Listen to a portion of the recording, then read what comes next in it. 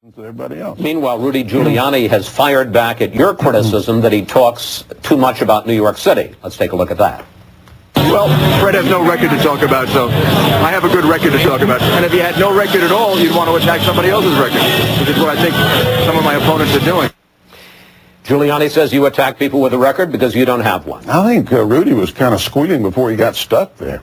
Somebody asked me a question about gun control, and I said Rudy was mayor of New York and apparently felt like gun control was a great idea. Back then, he says it was because he was representing New York, but I don't think New York City has necessarily the same values as the rest of America, and that's in reaction to that. My experience has had to do with matters on the federal level, national level. I was on the Intelligence Committee.